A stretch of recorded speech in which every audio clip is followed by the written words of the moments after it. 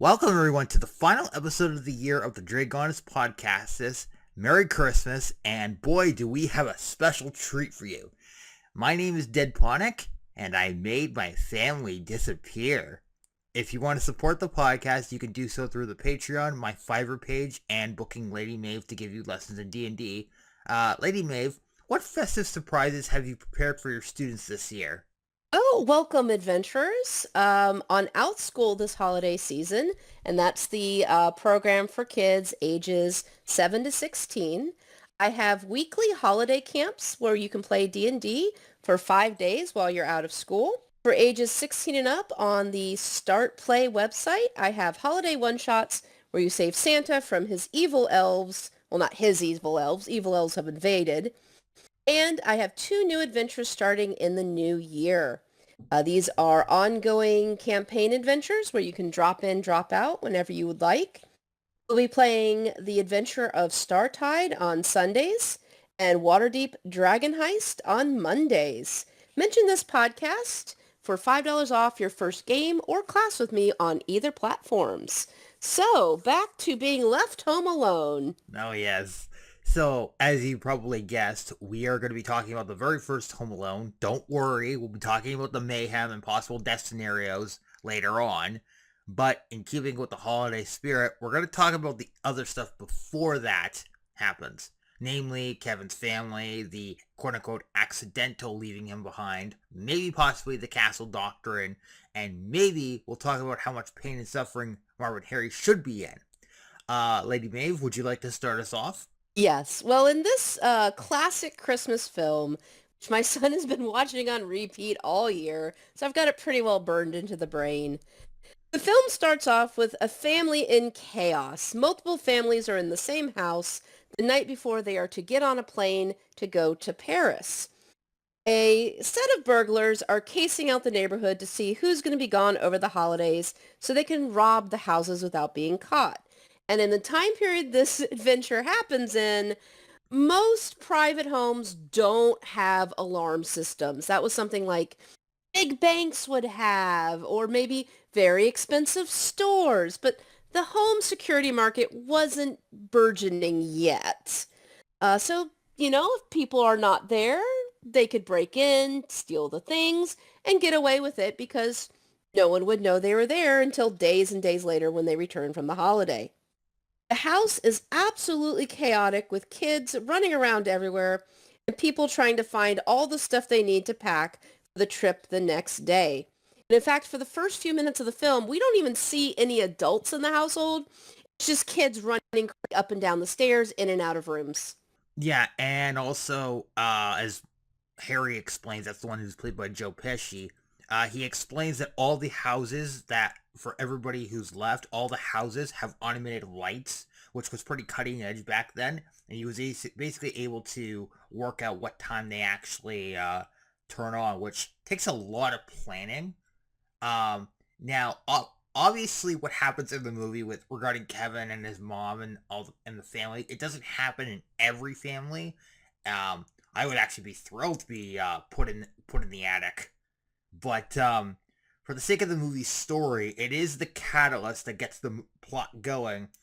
It is a little tough to watch in this day and age, to be honest, but back in those days, that was kind of the thing at the time. So I do love that when they wake up, they speed up the footage to add to the urgency. And thankfully, the family manages to actually get on their flight when they're running through the airport, which also begs the question, what does Kevin's dad do to afford such a large house and take almost his entire family on a vacation to Paris? You gotta That wonder. is the classic question. Like, what does he do? Now, to be fair, they do mention in the movie that his brother is paying for everyone to fly to Paris. But, what does he do for his job? What does his brother do for a job to be able to afford to send, what is it, 12 to 14 people on a 14 plane people. ride to Paris? And I believe the adults got first class tickets and the Wow. kids were back in coach. So Wow. that's even more money that they spent on that. And also old-fashioned technology here. The timers that the lights would use back in the day was this thing that you would plug into the wall, and then you'd plug whatever light you wanted to turn on and off. And it had this huge dial on it where you would set the beginning time to turn on the light and the ending time to turn it off. And it was almost like those clocks you use for cooking, the timer lights that ring, but you'd have to use it for every light you wanted to automatically turn on and off. And it usually wasn't like the house lights, it was lamps. So we're talking like they spent a lot of money on these automatic light dial things that they'd set. You can still get them today, but I think they're a little bit more streamlined, a little bit more technical. And you can probably even control them over Wi-Fi now.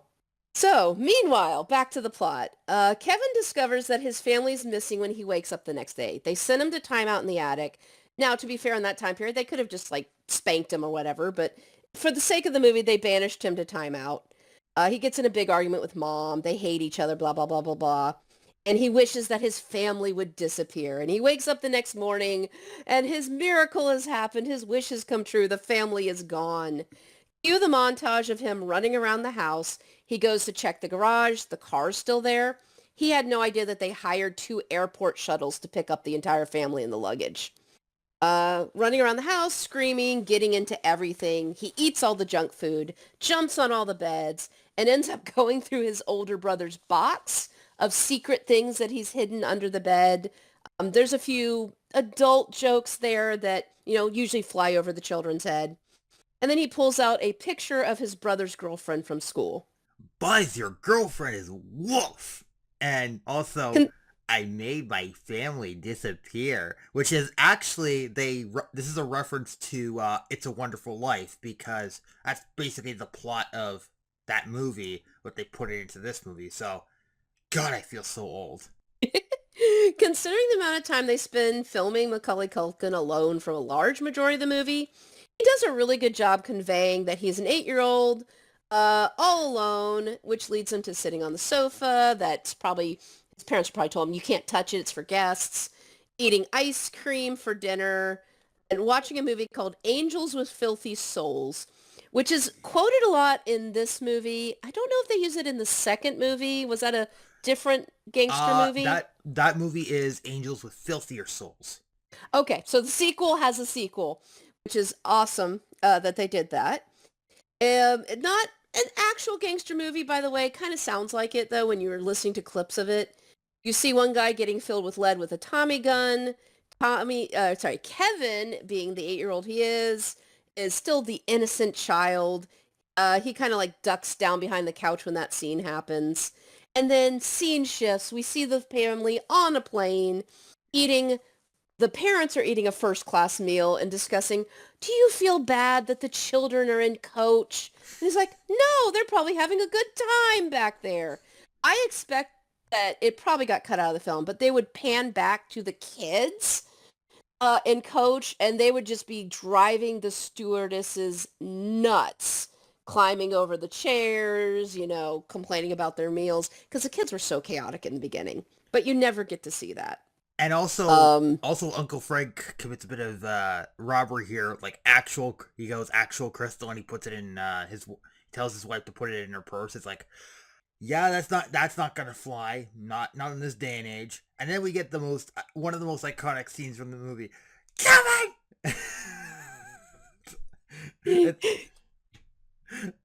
And mom realizes he's missing, and we get the yeah, and they've marketed this so much, like I believe the actress's name is Catherine Tate. There's actually a commercial that they're showing right now with Kevin Hart, and she keeps yelling Kevin, and it's just showing Kevin Hart, and I'm like, you guys are really milking that in, aren't you? So after the mom realizes she's lost one, we're introduced. Side note. Oh, go ahead.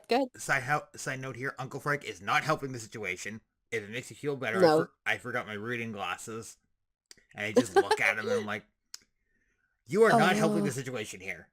Uncle Frank is Eeyore. He's Eeyore. He's doom. He's gloom without the cuddliness. He's very negative in the entire film.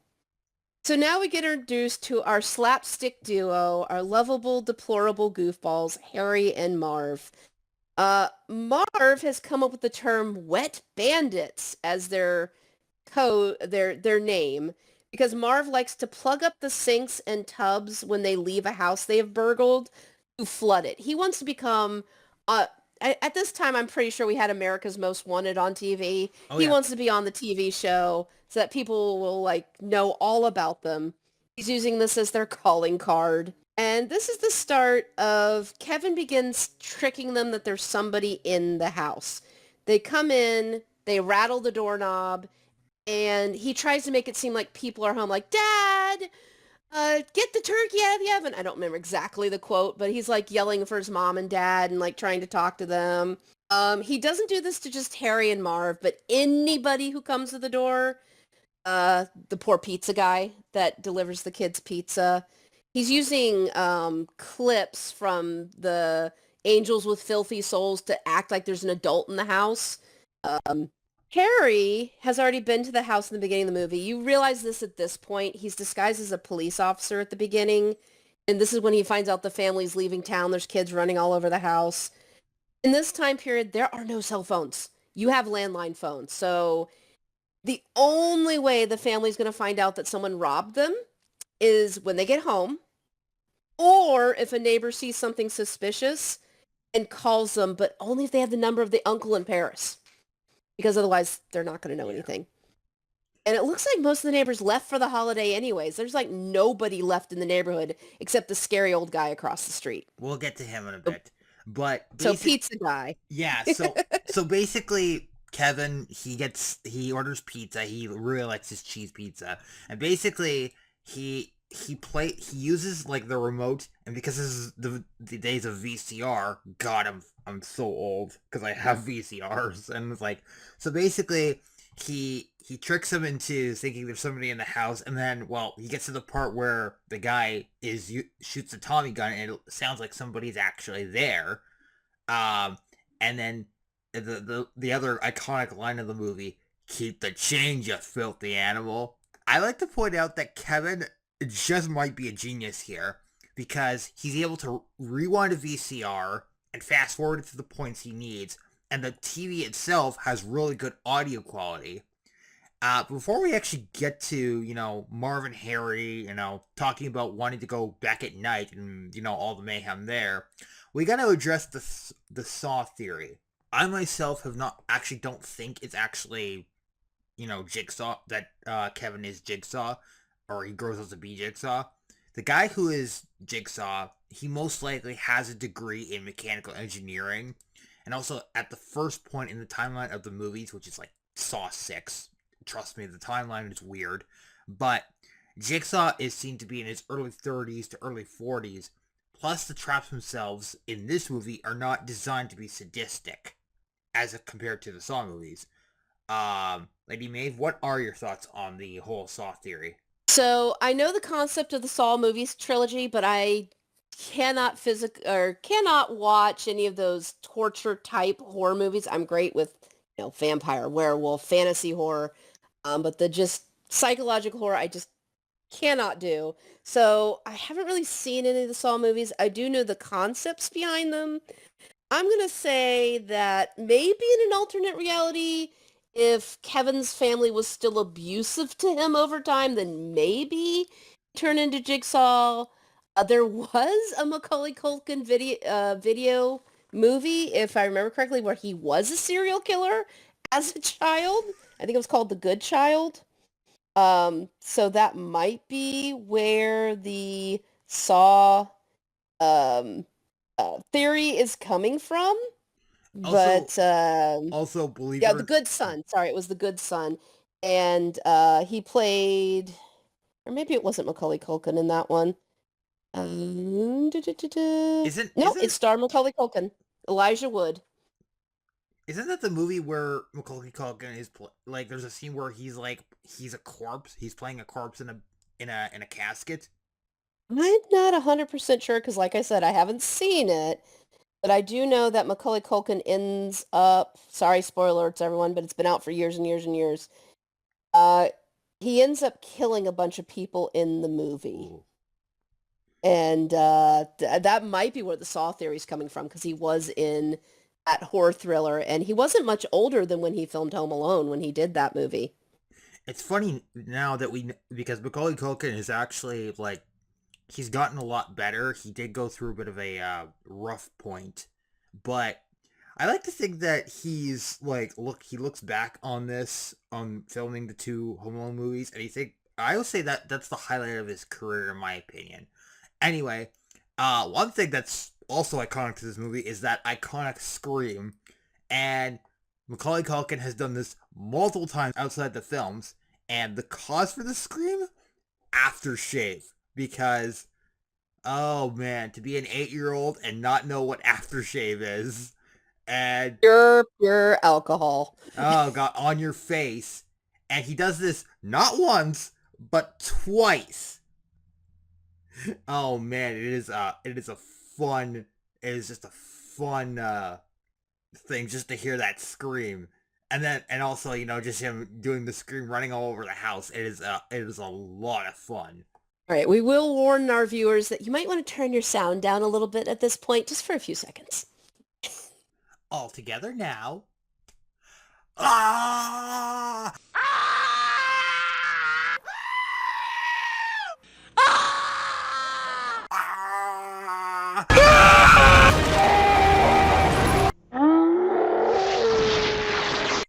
Anyway, back to Harry and Marv. All right, so Kevin overhears that Harry and Marv are going to come right back that night at 9 o'clock. The two thieves stupidly discuss this outside an open window where he can hear it. So he decides that he's going to head to church and make a wish. And there he runs into Old Man Marley, basically the boogeyman of the neighborhood. He's the scary old man that lives by himself, and he eats children for breakfast, all those rumors that kids come up with.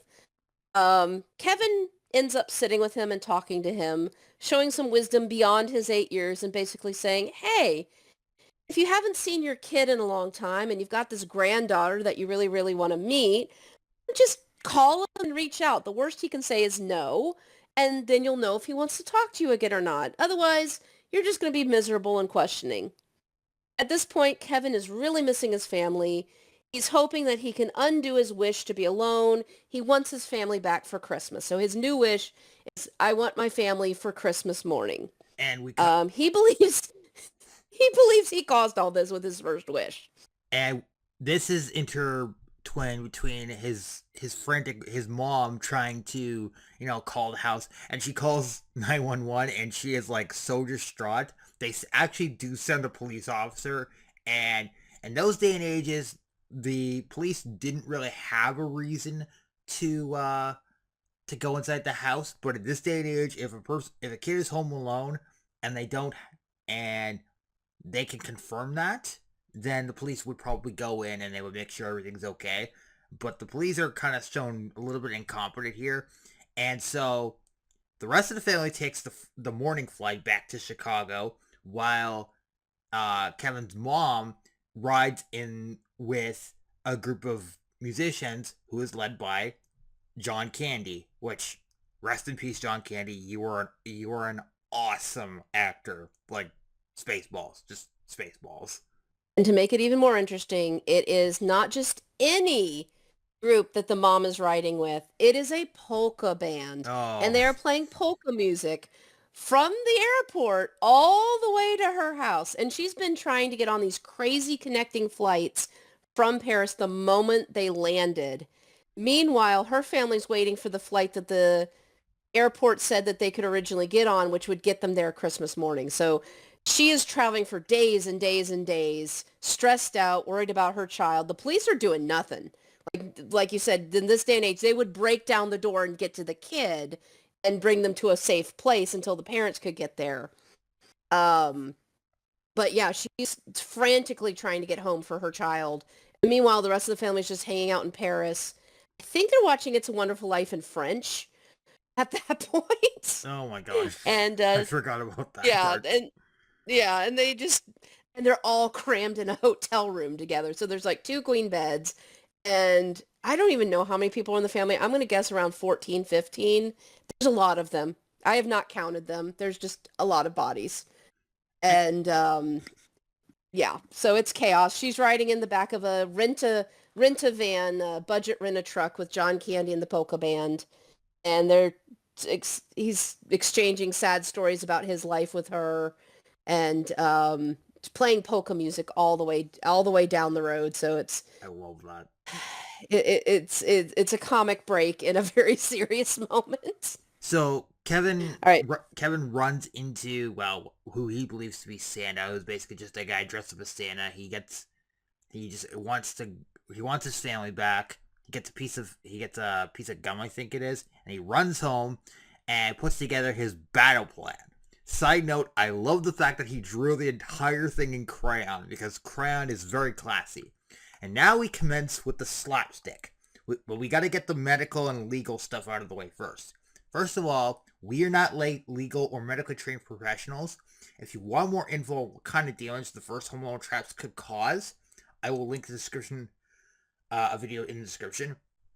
As far as the legal side goes, shout out to Legal Eagle if you want to know more about the castle doctrine, the hold your ground laws in specifically Chicago, Illinois, and the ruling on excessive force. Shall we commence with the slapstick? Yes. Also, shame on the Wet Bandits for not letting Kevin eat his delicious macaroni and cheese before battle. Early in the movie, we have a scene of Kevin going shopping for groceries and pretending like his mom's waiting out in the car for him, so he's like paying for everything himself. I just saw a video last week where someone compared the prices of this time period to the prices today, and I think his ended up being $18, $19. I don't have the exact amount, but in today's prices, it would be like $49-ish Oh to buy god. the exact same food. Sorry for depressing everybody on modern Uh, prices, but that is an awesome video, and it was fun to watch. and So, cue the montage for setting traps, I guess. so basically for this section, we're going to go through most of the traps, not all of them, but we'll talk about each trap, what they look like in a D&D context, outline the damage, and pick our favorite ones out of the bunch. Side note before we continue, about that scene where Kevin goes shopping, he breaks into Buzz's life savings, and he also has Buzz's BB gun, which is going to be kind of an important point that I'm going to bring up here later. But basically, and he causes a mess. I'm surprised he didn't get like a massive injury from that fall when the shelf broke. Also, there's a tarantula running around, so I apologize to our viewers who may be arachnophobic. I know Marv is. Alright, so the very first trap, well, it's not technically a trap, but it's a sneak attack. Uh Kevin shoots Joe Pesci in the groin, and Joe Pesci is trying really hard not to swear here, and the noises he makes are hilarious. I would say for this, because it's boosted by a sneak attack, he would take about 1d10 points of damage, and then Marv sticks his head through the doggy hole. He gets a d8 to the head, and so they decide, that's it, I'm going through the front, you going on the basement. Okay, so quick thing for all you dungeon masters out there and players. In the new 2024 DM's Guide, they actually broke down different types of traps, what they do, what their damage types are, how to set them up for your players. And there's a beautiful, beautiful chart that shows the levels of damage from being a nuisance to being deadly, and it's broken down by how much damage you should deal and what level your players are. So level 1 through 4 gets one damage type. Level 17 to 20 players get different. So that starts on page 100 if you want to check it out on the new 2024 DM's Guide. This trap would probably fall under just being shot with something. Someone has a pistol, someone has a rifle, which are the new weapons that they've added. I would say in this situation, our bandits in D&D context would probably be level 3 or 4 rogues. They have had some successes. They have been stealing from houses and getting money and goods. Their stealth is awesome. Like, nobody has caught them yet. However, they have used wisdom intelligence as their dump stat. and which means they put their lowest score in those two categories. And unfortunately, Marv rolled really low on those two stats. So unfortunately, Harry is the brains of this operation. Um, so at this point, go ahead and take out a piece of paper or a calculator, roll your d6s, roll your d10s and d8s as we go along, and calculate how much damage each character has taken. At the end of the podcast, we ask that you post how much damage you think they each took. We have fall damage as they fall down. Kevin iced the steps. He hosed down the steps to the basement and the front door with the hose, and it has frozen. So we've got some dexterity saving throws that they are going to fail a lot here. Fall damage is 1d6 for every 10 feet of falling you do. So Harry and Max get 1d6 for falling there. And yeah, so fall damage. Yeah, I am glad to agree on this one. Not to mention, this would quite literally knock the wind out of you. There is, as I mentioned before, that video that talks about the injuries. This is why you can't, most doctors would say they can't, the one doctor says you can't watch action movies anymore because you don't get up from a fall like Marv just went through. He's going to be in a lot of pain and he's probably going to have interior injuries.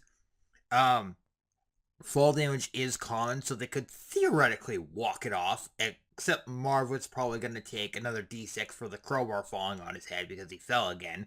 It's, quite funny, and trust me, Marv is probably the funniest out of the bunch here, and Harry gets, like, some of the more serious injuries, which we'll get to in a minute. Trust me. I think we're very much into Looney Tunes cartoon land in this whole montage where, it's comedic damage, nobody dies, but in reality, someone's got a concussion by now or some broken bones, and it's game over. But no, we keep going because it wouldn't be a fun movie without more traps and more fun. So Harry takes another d6 of fall damage for sliding down the icy stairs.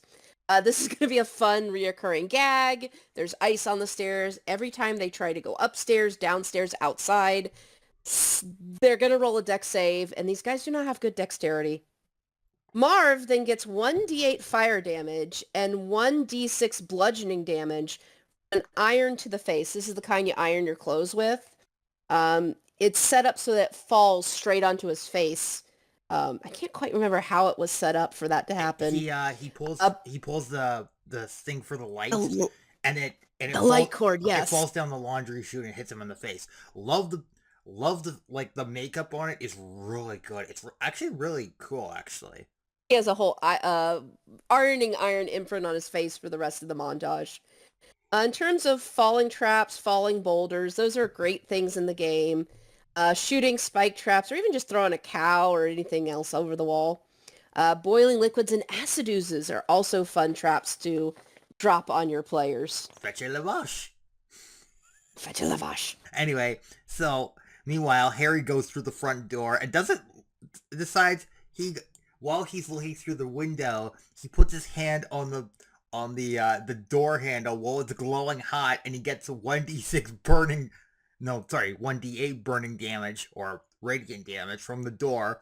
Also, he gets a permanent scar with the M burned into his hand. And I'm like, oh yeah, this is gonna come back and bite him hard. I don't think a heal spell is gonna save him for that.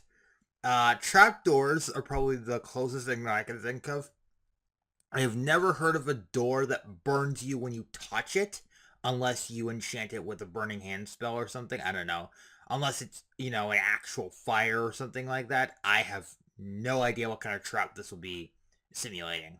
So there's a fun spell that wizards can do called, oh, my brain just went blank.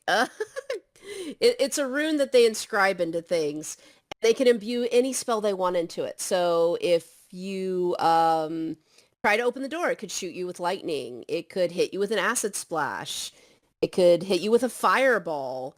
I had one set up, Glyph of Warding, that's it, it's Glyph of Warding. I had one set up, it did Meteor Storm. So when somebody messed with the high-level wizard's chest of magic items, it triggered 4 meteors falling from the sky. Oh, God. And the only reason person survived as they were a rogue and they had evasion. But those do an average of 120 damage when they hit. Oh my The rest of the god. party said, "No, you can mess with the high-powered wizard. We're done with what we need to do. We are leaving the room." And they were like 5 blocks away in town when this struck the harbor district. So yeah, Glyph of Warding would be able to put any spell you want in a door. So that could set up the whole fire situation. So meanwhile, down in the basement, Marv's shoes come off because he's walking through tar. So first you see his shoes come off, then his socks come off, and then he finally makes it to the basement stairs, where Kevin has put basically the version of caltrops on the staircase. They're basically nails that are point side up on every tread of the staircase. Marv gets 1d4 from a nail in the foot, not to mention 1d8 poison, and another d6 from fall damage. I'm going to assume you put the poison in from tetanus? Yes, and this part always makes me cringe when he steps on it. Even though he's not actually stepping on it, it looks like he is, and that's a good job for Daniel Stern. He did such a good job. And then, well, he goes outside and, well... Yeah, this is the part I'm like, you should have just stayed in the basement, because he tries to go back up the icy stairs and gets another d6 fall damage from slipping and falling down the stairs. So yeah, and there's a fun disease in D&D called super tetanus. It shows up in Tales of the Yawning Portal, White Plume Mountain, if they fall in a rusty spike trap. It's really hard to cure, even with healing potions. Wouldn't it be similar to, like, Mummy Rot or something? Something like that, yeah. So Harry gets the most iconic trap in the movie, but first, he actually does something smart where he actually makes sure, like, he kicks the doggy door open to make sure nothing's there. He touches the door handle to make sure it's not hot, and he's like, "You're dead, kid." And then he gets a whopping 2d8 burning damage from the blowtorch that is set up for at least 2 rounds minimum. Not to mention the ongoing damage from his head on fire until he puts it out. Yep, flame trap. And I'm like, yeah, I don't think he'd be surviving that one, honestly, to be totally honest. Yeah, he definitely have second to third degree burns from the welding torch. I would even rule that he would take cold damage, maybe 1d6, 1d8, the snow when he runs outside and puts his head into the snow. Oh, he takes Now, with him testing the... Sorry. Go ahead. He'd probably take another d6 from actually sticking his hand in the snow too, because when he touched the door too, because his hand is smoking when he puts it in the snow. So, and if for us, our science nerds out there, you'll know that anytime you change temperature, you basically, well, if you've ever gotten frostbite, and if you've ever been in the cold and you've basically gone into a hot shower, you'll know it's not pleasant. And with Harry testing the doorknob, checking through the dog ear, you know he's more intelligent than Marv, because he is learning that this place is booby-trapped. And this is the equivalent of your players finally going, okay, I search for traps. After they've fallen into 8 different traps, they're finally like, okay, I will check for traps. And as the DM, you're like, yay, they finally figured it out. Marv, meanwhile, is going to try an alternate entry, and he finds an open window. This is the dead of winter in Chicago. Nobody opens their window. And he's like, oh, this is a great way to come in. It's right by the Christmas tree. So pretty. However, Kevin has scattered beautiful hand-blown glass ornaments all over the floor. And as we said before, Marv took off his shoes because of the tar. Now, how Kevin could have predicted this, we don't know. It wouldn't have bothered anybody wearing shoes. But Marv takes 1d4 piercing damage for each ornament. That's standard caltrop damage. He at least steps on 5, could be more. I haven't actually counted. So let's say about 5d4 piercing damage for walking across the glass. And then, well, Harry charges through the back door, takes out the blowtorch, and he goes, where are you, you little creep? And then he's like, and then, well, Kevin basically sets up on the fly, he sets up basically a fan, and we don't see what happens, but basically he's like, oh no, I'm really scared. It's too late, kid. We're already in the house. Okay, come and get me. So Harry walks through. He like, I'm guessing it's hot glue or some kind of glue that gets stuck to his It face. was like glue or honey smeared on plastic wrap. Yeah, He just like walked right into because you couldn't see it. and then he trips the wire and the fan blows a bunch of feathers in. It's the classic tar and feather trap.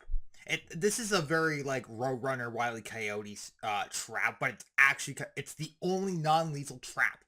But it is humiliating because after much It does psychic damage. yeah. And so Harry and Marv meet up, and it's like, Marv, Harry? why the hell did you take your shoes off? Why the hell you dress like a chicken? and then they get to the stairs. I'm up here, you morons. Come and get me. Oh god. All right. Here's my favorite part. Back in this time period, we had these really cool toys called micro machines. They were tiny versions of airplanes and cars and different vehicles. And the spokesman for them talked super fast. But they both run, I guess they run into the hallway because they're trying to get the kid fast. And they obviously hit the cars. They're less than an inch long. They all have working wheels. It's the same as hitting a patch of marbles. They both slip and fall on the floor. Or stepping on Legos. Legos at least don't move out from under your foot. They just hurt a lot. Oh god. They did on one of the dice sets they handed out on D&D Beyond. They give out digital dice for free every now and then. It made Lego digital dice. And I was thinking the worst thing ever to step on is a D4 dice or a Lego. And now they've combined the two together in the ultimate weapon. Oh no. That would be the worst thing to step on. So yeah, they each take a D6 fall damage for the Micro Machine cars. And thank you, Hasbro and Tonka, for providing Kevin with a reliable stair defense. We actually still have Micro Machines here in our house. They're just really cool to have. They are bringing them back, but they're not the same. They made them bigger because, kids are eating them, and, back in the day, kids would choke on them. It was a hazard. But the originals are still really, really cool to have. Don't let your children eat them. We actually my dad had a bunch. We call them dinky cards. They're only like this, like really small. They're really cool. We used to actually we took popsicle sticks and we built like roads out and we made this full-on city. It was really cool. Anyway, you guys give up or you're thirsty for more? And I got to get this one out of the way. It's over, wet bandits. I have the high ground. I had to. At this point, Kevin is at the top of the stairs, and he has rigged up some more fun for the bandits. They go charging up the stairs, but they have decided an order. I believe Harry... Who was first up the stairs? Was it Harry or Marv? It was Harry. Harry goes up first, but he sees the paint can, and he ducks, and it hits Marv. Okay, so the first paint can swings down, this is foreshadowing, knocks Marv back down onto the floor on the Micro Machines, which hurts because I would say that's a 1d6 fall damage plus 1d4 for the caltrops. Harry gloats that he missed the paint can hitting him in the face, and a second one comes and smacks him right in the head. In this case, they're halfway up the stairs, so they both get 2d6 bludgeoning from the paint cans. Sorry, 2d6 fall damage, a d8 each for the cans, plus 1d4 for the Micro Machines. Not to mention... So everyone have fun rolling out that damage. Yeah, not to mention Harry's gold tooth gets knocked out, and he gets really pissed about that. Oh boy. And there's a bit here that I didn't just realized. This is a bit of an adult thing, but basically... He says, you pout me with one more can, kid, and I'll snap off your cojones and boil them in motor oil. And I just realized that cojones in Spanish translates to, well, the groin area. And somehow changing the English name to Spanish makes it more kid-friendly, apparently. There's a lot of jokes in this movie that were meant for the 18 and up crowd I guarantee kids today still aren't registering because, like I said, my 8-year-old watches this movie religiously. We are laughing at jokes that he's not getting still. So it is good. It is a very family-friendly movie. A lot of the adult jokes are down low, small, hidden, and you have to know to laugh at them. Like, kids aren't going to pick up on them. So now this also begs the question now, since Kevin still has that BB gun, why doesn't he use it? Did he run out of ammo, or did he just waste it on those toy soldiers earlier in the movie where he was basically pretending to be a soldier and he shoots them when they fall down the laundry chute? So BB guns back in the day are not automated like they are now. If I remember correctly, the one we had, it was almost like a super soaker. You had to actually like cock it to be able to shoot one BB each time. And some of them you had to like completely reset the shot every time you used it. So it could be that after he got off those two shots, maybe he was out of ammo. BB guns aren't that powerful. I would say maybe a D4 damage for each pellet. It's worse to nowadays getting hit by a paintball than it is a BB. Almost the only problem is BBs can go under your skin. Oh god. Um, Oh god. Actually, paintballs actually hurt worse if you freeze them, but that's illegal. So yeah, don't do that. We do not recommend any of that. Yes. anyway, So yeah, it could be it was just impractical to keep using the BB gun.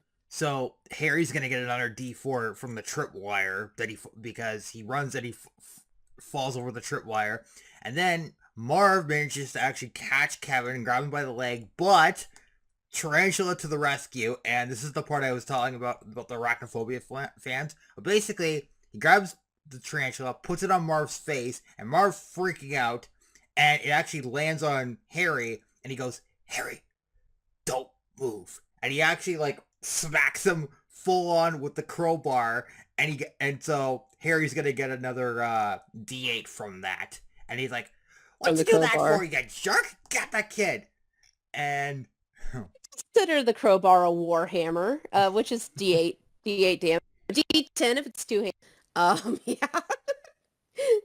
The enemy of my enemy is my friend, or my friend is my enemy if they're hitting me with a crowbar. Kevin zip lines down to the ground. He actually doesn't have brakes on this thing, so I would say Kevin for the first time takes like 1d6 fall damage, because he falls like a few feet to the ground. actually He finally, he zips lines over to the go ahead. tree house. He sets it up earlier in the movie. He zips lines over to the tree house. And I believe he runs into a neighbor's house and they're gone for the season 2 and he calls the cops from there. If I remember No. correctly, the Wet Bandits had been in there. Actually, so what happens is he goes up to the master bedroom, actually calls the cops. He disguises his voice. Then he zip lines out to the tree house. And Okay. hi, future Dead Ponic and editing here. So the bit coming up where I talk about how Marv says maybe Kevin committed suicide after he zip lines over to the treehouse and the Wet Bandits don't know where he is. I was gonna cut this part out because this is massively controversial. Because if this movie was made today, this probably wouldn't have been put in. I'm keeping this in for the needed context and the setup for the gag. We are not making the joke about the whole like suicide bit. And if YouTube just so happens to like contact us and say, hey, maybe can you please edit this part out, we will make sure to do that. But we just wanted to give you this heads up. And I was really torn about how to approach this, so I decided to keep it in. And as I talk about in this bit coming up, basically this bit has not aged very well. This is one of the few things about this movie that has not aged very well, on top of the whole bit about Kevin's mom and the family mistreating him, but that's a whole different subject. But basically, take this how you will. We are not making a joke about this. This is a very touchy subject, but we're just letting you know, and I'm specifically letting you know because I'm the one who does all the editing here. But take that how you will, and enjoy the rest of the episode. And this is the part that is probably the part that has not aged very well at all. Basically, they think they like Harry Marv they wonder where he went, and Marv makes this really bad line. It's has not aged very well. He says maybe he committed suicide. And I'm like, did you really just say that? Like, did this movie just do that? And I'm like, and then so basically, it would have been, and they basically, well, Kevin says, "Hey, I'm over here. Come and get me." And Harry's like, "Yeah, no, no, no, no, no, no, no. If we go back downstairs, we're gonna get more torn up." So they decide to go across the zip line hand over hand. It actually would have been beneficial to actually go back downstairs. Although they would have to deal with the microcars, and possibly they would have to either go back, they probably have to go out the back door. Now, Legal Eagle talked about this bit right here. He is still in on the McAllister property, so hold your ground and Castle Doctrine still applies here. However, they decide they're gonna go, hand over hand on the rope, and Marv is afraid of heights, basically.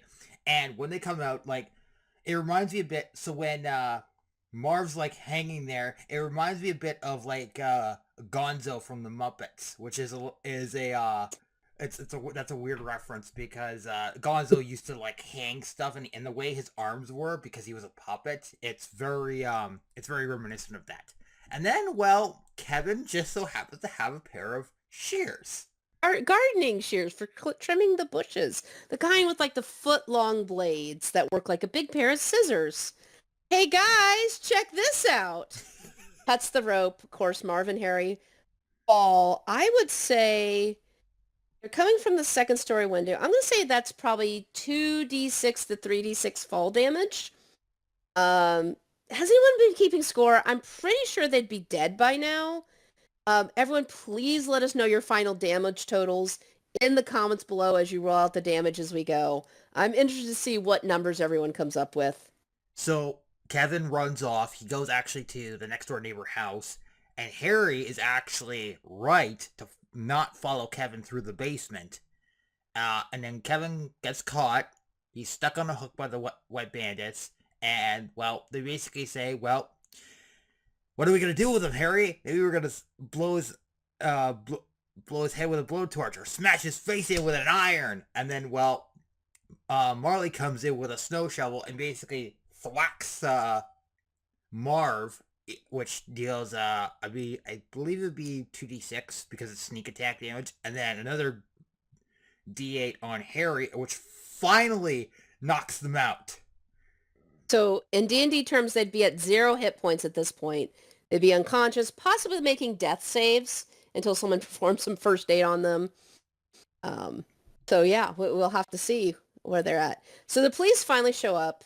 They arrest the wet bandits, and because they have this calling card, the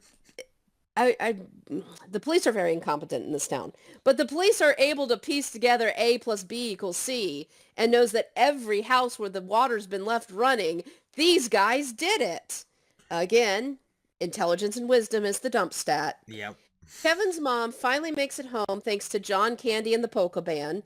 She reunites with Kevin, and 5 seconds later, the entire family bursts in through the doors. Happy ending. Cheers. Everyone's excited. And well, Marley actually reunites with his son and his granddaughter, and then it ends on basically the final joke, if you will, of the movie. Kevin, what did you do to my room? And I completely forgot about that bit. And Macaulay Culkin's reaction to that is hilarious. Anyway, he knows he's in big trouble, and that's when the movie ends. So yeah, pretty much. Anyway, okay, so final thoughts on the movie. So, would you say this is the perfect Christmas movie if you for a D&D, somebody who loves D&D? So I have 2 perfect Christmas movies for D&D fans. This is the one I recommend for the younger crowd. Also adults. It's a classic family movie. You can watch it with your kids. It's safe to watch. My second one is Die Hard. Oh, that, yes. Of course, is a lot more violent. It's still a D&D movie. You're infiltrating enemy territory and rescuing the hostages. But yeah, this is definitely high on the list of must watch for the holidays. There is a sequel to it. There's a sequel to the sequel. They did 4 of these movies. I think only 2 have Kevin in it. Yeah, I know at least one of them has this other child, um, and it's not even related to the McAllister family. It's the classic, this movie made a lot of money, how can we repeat our success? pretty much. They made the sequel. The sequel did all right, although those movies traps were very, very like you. I don't even want to get into it, but basically there's a lot of like traps in the second movie that would definitely 100% kill you. But in this movie, most of the traps would either they would cause damage that that Harry and Marv they would never 100% fully recover from. The biggest one is that Harry has the big M branded into his hand permanently. So there's that. As for Home Alone 3, I have not actually seen that one, but I heard it's all right. Then you've got Home Alone 4, The Holiday Heist, which I don't even know what that is about. And then you've got Sweet Home Alone. And I'm like, okay, how many of these movies how many of these have they made? Are they just going to keep making these movies till the series turns 90 or something?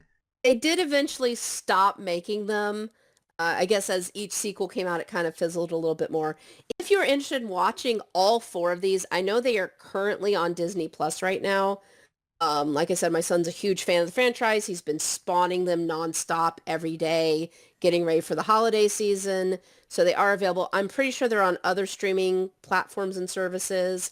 And of course, if it's a family classic, make sure you get it on Blu-ray, DVD, so that you can watch it whenever you'd like. You're not dependent on these digital services that may or may not have your favorite show. Definitely But get yeah, I definitely recommend this movie if you haven't seen it. definitely get it on DVD. Definitely like see if you can like download it somewhere. I would definitely say if you're more interested in the slapstick, you can skip ahead to that.